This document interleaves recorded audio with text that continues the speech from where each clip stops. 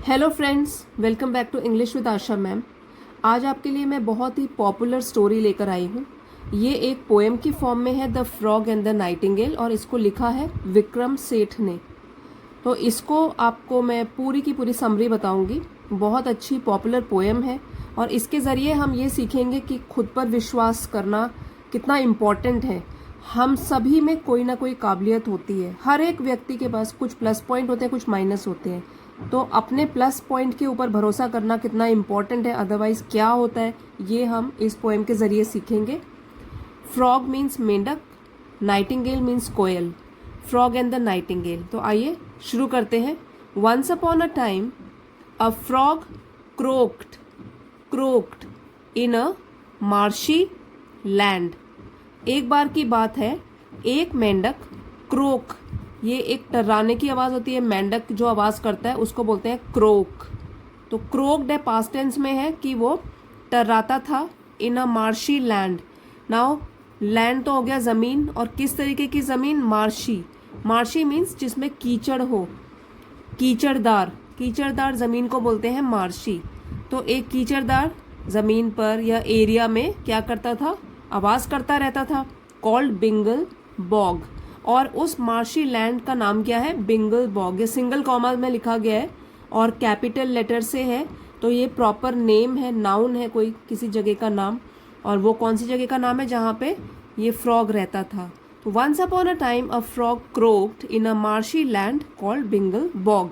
तो एक बार की बात है, एक मेंढक एक कीचड़दार इलाके में जिसका नाम था बिंगल बॉग, वहाँ पे टर्राता रहता था। वैसे यहाँ पे देखिए, जो बॉग होता है उस वो भी क्या होता है? वेट एंड मडी एरिया, जो थोड़ा गीला रहता है एरिया और मिट्टी से भरा हुआ होता है। तो जैसे जहाँ मेंढक रहते हैं जनरली, वो एरिया मिट्टी से भरा हुआ और थोड़ा गीला रहता है, कीचड़ वाला।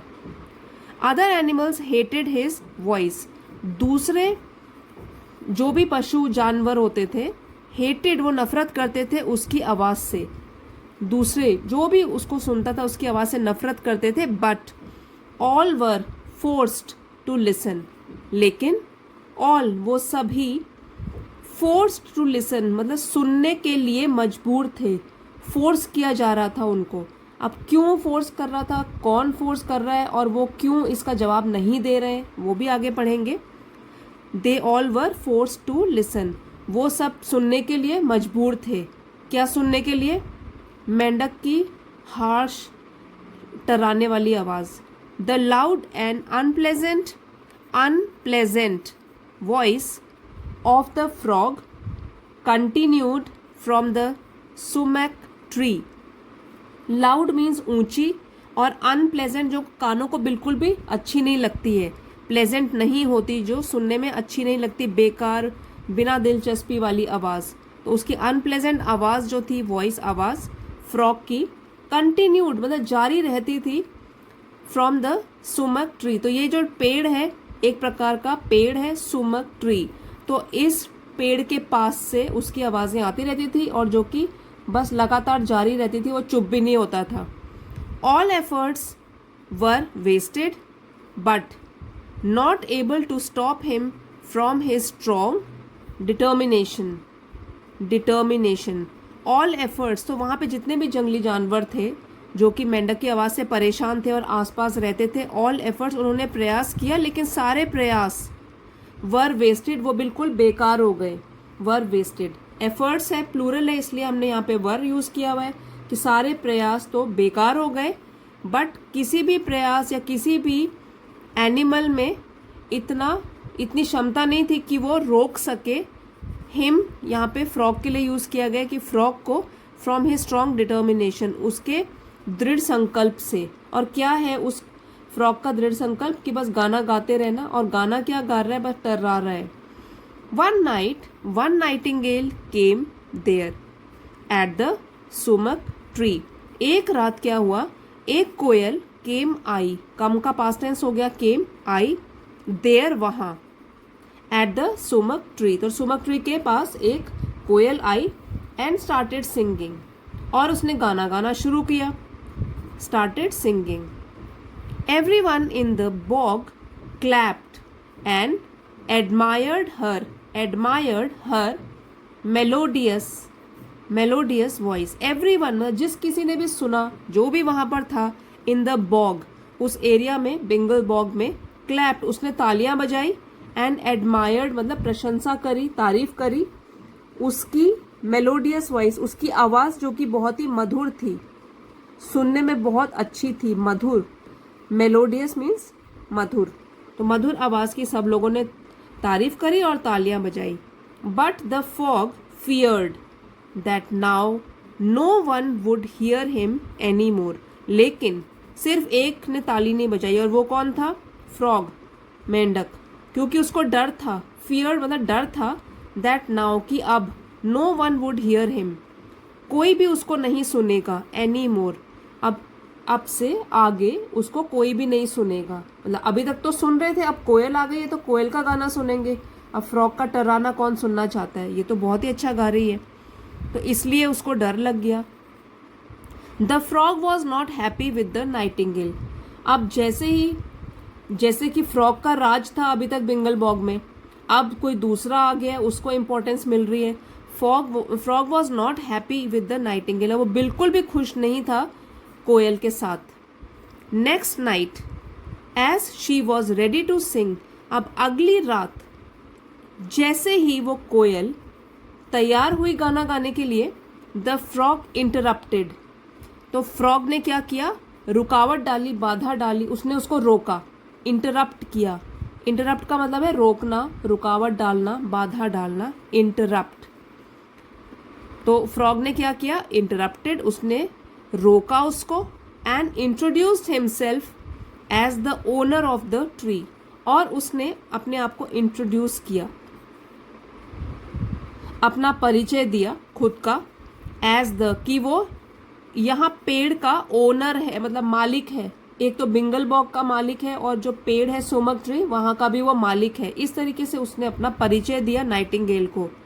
Frog told that he is famous for his splendid baritone, और भी उसने बताया अपने बारे में, और भी कुछ। फ्रॉग टोल्ड, उसने बताया, दैट की ही इज फेमस फॉर, कि वो प्रसिद्ध है अपनी स्प्लेंडेड, बहुत अच्छी, और बैरिटोन होती है male singing voice, deep voice जो होती है, तो उसके लिए वो बहुत प्रसिद्ध है। सब लोग उसकी इस आवाज़ की बहुत तारीफ करते हैं। इस तरीके से वो अपना परिचय खुद दे रहा है, अपनी तारीफ कर रहा है। As a critic the frog said that her song was not too bad. अब वो क्या, एक आलोचक बन गया। क्रिटिक मतलब आलोचना करना, जो थोड़ी गलतियां निकालता है, उनको खुद समझ होती है उस टॉपिक के बारे में, और तब वो गलतियां निकालते हैं, उनको बोलते हैं क्रिटिक। तो यहाँ पे वो किस चीज़ का क्रिटिक बना हुआ है? गीत संगीत का। एज अ क्रिटिक, एक आलोचक की हैसियत से, फ्रॉग सेड, फ्रॉग ने बोला कि उसका सॉन्ग, नाइटिंगेल का सॉन्ग जो था, वो कुछ ज़्यादा खराब भी नहीं था, नॉट टू बैड, ज़्यादा खराब भी नहीं था, बट वॉज वेरी लॉन्ग, लेकिन काफ़ी लंबा था, बहुत देर तक चलता रहा।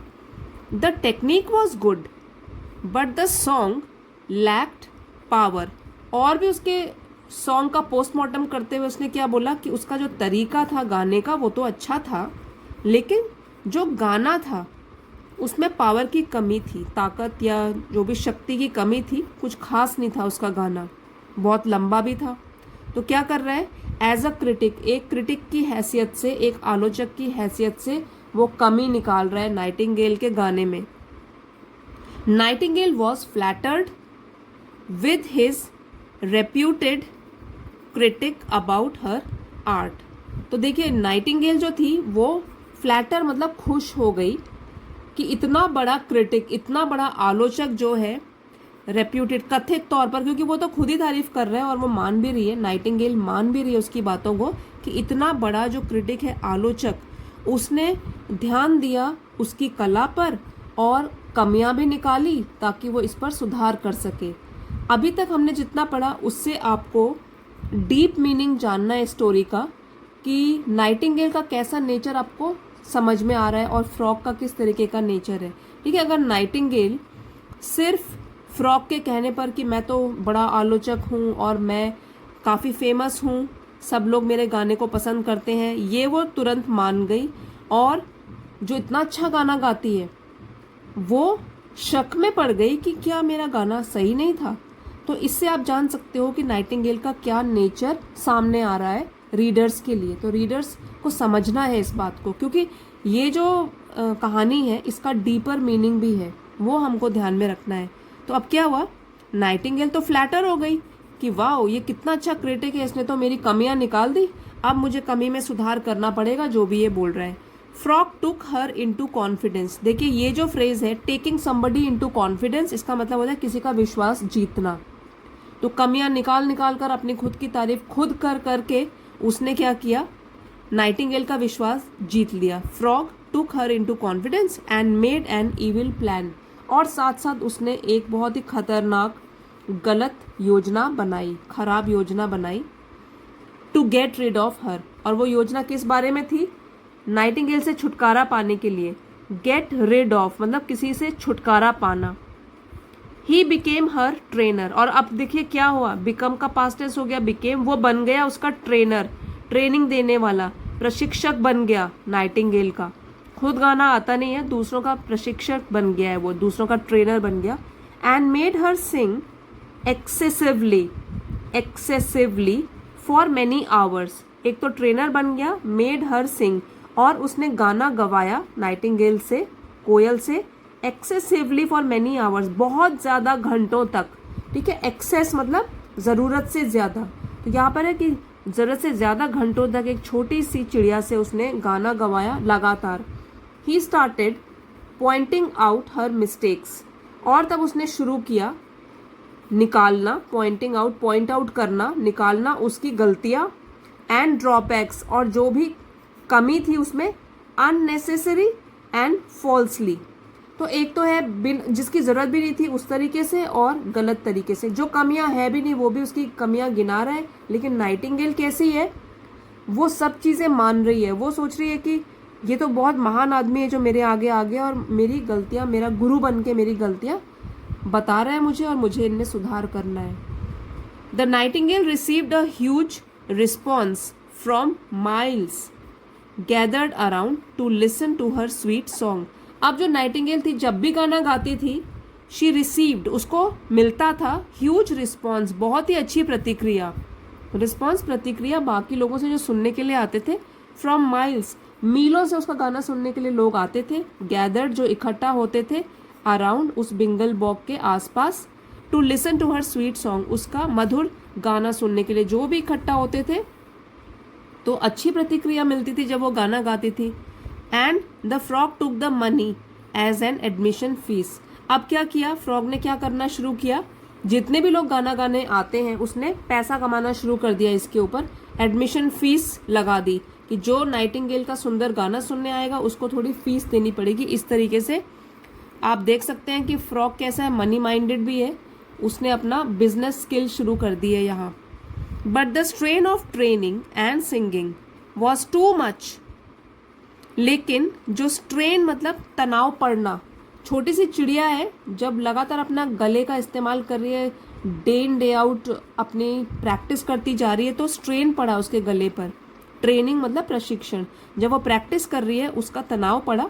And singing was too much, और ये जो गाना था वो बहुत ज़्यादा हो गया उसके लिए, for such delicate and innocent bird. Delicate मतलब नाजुक, और इनोसेंट मीन्स भोली चिड़िया। तो ये जो एक तो था लगातार गाने की प्रैक्टिस करना, उसका तनाव, और लगातार गाना गाते रहना, ये तो बहुत हो गया उस छोटी सी नाजुक और भोली चिड़िया के लिए। तो बहुत परेशान हो गई है वो, बहुत थक भी गई है। She Guru sad. अब रोज़ जब ऐसे दिन बीत रहे हैं तो वो बनती गई सैड, उदास, एंड टेंस, और तनाव में भी आती गई। The frog scolded her badly. और तो और पैसे भी कमा रहा है फ्रॉग उसके नाम पर, उसको डांट भी रहा है, गलतियां भी निकाल रहा है। तो फ्रॉग स्कोल्डेड हर बैडली, स्कोल्ड मतलब डांटना, उसने उसको डांटा बुरी तरीके से।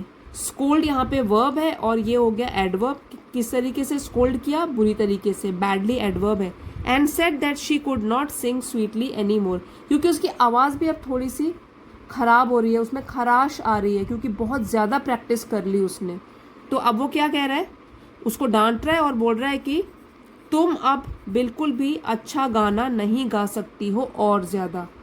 ठीक है, एनी मोर स्वीटली मतलब मधुर तरीके से अब तुम और ज्यादा गाना नहीं गा सकते हो, इस तरीके से उसने बोलना शुरू किया। The nightingale had to bear all such exploitation.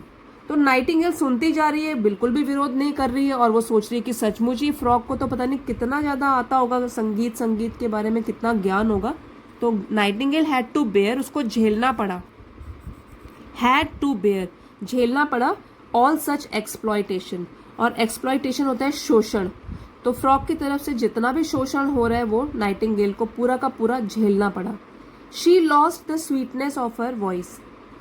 और ये एक्सप्लॉयटेशन किस तरीके से हो रहा है कि नाइटिंगेल के शो पे शो कराया जा रहा है, पैसे कमा रहा है उसके नाम पर, फिर है उससे ज़्यादा प्रैक्टिस करा रहा है ये बोल के कि ये टेक्निक तुमने गलत गाई, ये अच्छी तरीके से नहीं गाया, तो उसका शोषण हो रहा है इस तरीके से, रेस्ट नहीं मिल रहा। She lost the sweetness of her voice. तो अब जो लगातार प्रैक्टिस की वजह से और इतना एक्सर्शन भी हो गया, थक गई, उसने खो दी जो भी मधुरता थी उसकी आवाज़ में। नाइटिंगेल की आवाज़ जो है बैठ गई और वो ढंग से नहीं गा पा रही है, इतना मधुर उसका गाना नहीं रहा अब। Animals stopped coming to hear her singing at the concerts.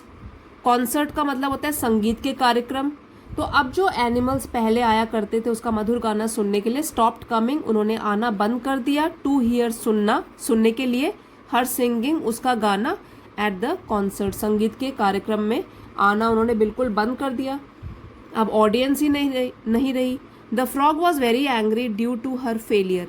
Failure मतलब असफलता, कि अब वो नहीं गा पा रही है, इतना सुंदर नहीं गा पा रही है, पैसे भी अब वो नहीं कमा पा रहे। तो फ्रॉग जो है बहुत गुस्सा हो गया उसकी असफलता की वजह से, ड्यू टू की वजह से। He asked her to puff her lungs. Puff मतलब फुलाना और लंग्स अपने फेफड़े। तो उसने उसको बोला कि तुम जोर से अपने लंग्स को फुलाओ, टू शो द पावर, कि तुम में कितनी पावर है, तुम कितना खींच सकती हो, कैसे गाना गा सकती हो, and effort, to show the power and effort, कि तुम प्रयास कर रही हो, जोर जोर से गाने गाकर प्रैक्टिस करो। The innocent Nightingale puffed up. और जो भोली सी नाइटिंगेल थी, कोयल थी, उसने सचमुच में ही जोर जोर से अपने लंग्स को फुलाना शुरू कर दिया और जोर जोर से गाना शुरू कर दिया।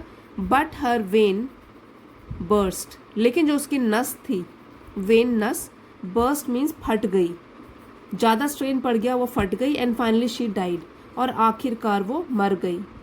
इतना ज़्यादा उसने अपने आप को प्रैक्टिस कर करके इतना थका दिया, इतनी बुरी तरीके से वो थक गई और स्ट्रेन पड़ गया उसके ऊपर कि शी डाइड, वो मर गई।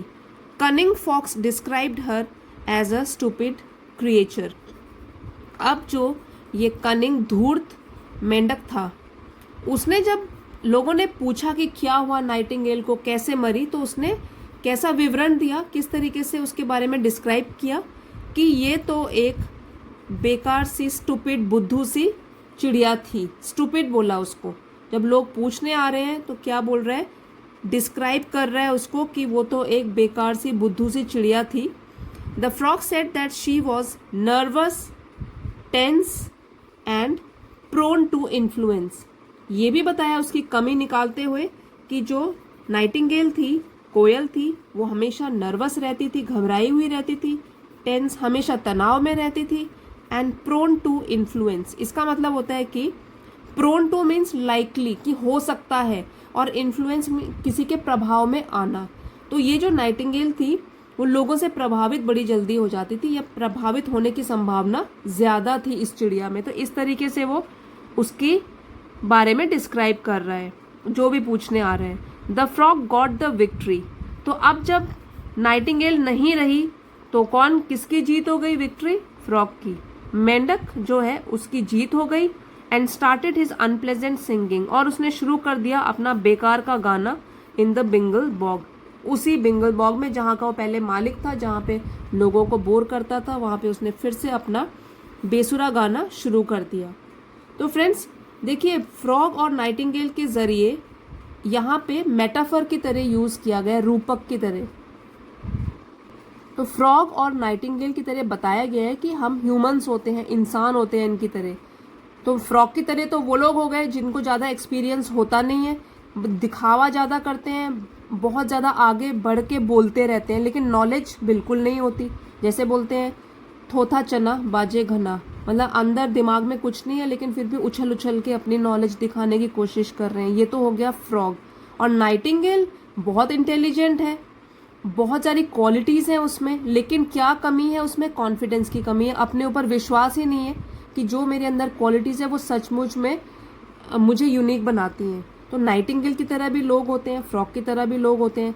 तो अगर हम अपनी ऊपर विश्वास नहीं रखेंगे तो अभी हम पहले मॉरल पढ़ लेते हैं। One should have confidence in one self. हमेशा इंसान को होना चाहिए अपने ऊपर आत्मविश्वास, खुद के ऊपर। And believe in one's own talent, और जो भी टैलेंट है, जो भी प्रतिभा है, उसके ऊपर भी बिलीव करना चाहिए, विश्वास रखना चाहिए। तभी हम पॉजिटिव रहेंगे, हमेशा लाइफ में पॉजिटिव रहेंगे और कोई हमारा फ़ायदा भी नहीं उठा सकेगा। सभी हम लोग में प्लस पॉइंट होते हैं, माइनस होते हैं। जो प्लस है उसको पहचाने, ठीक है, जो भी हमारे में टैलेंट है उसको पहचाने और अपने ऊपर आत्मविश्वास रखें तो हम सफल होंगे। अदरवाइज फ्रॉग जैसे लोग जो हैं हमारा फ़ायदा उठा के और हमको नीचे असफलता की ओर भी ले जा सकते हैं। तो ये जो स्टोरी थी फ्रॉग एंड नाइटिंगेल, इसके ज़रिए यही बताया गया है और यही समझाने की कोशिश की गई है। आई होप वीडियो आपके लिए हेल्पफुल रहा होगा और आपको पसंद आया होगा। अगर पसंद आया है तो प्लीज़ लाइक और शेयर ज़रूर कीजिएगा। चैनल पे नए हैं तो इसे सब्सक्राइब कर लीजिए। Thank you for watching friends. मिलते हैं अगले वीडियो में।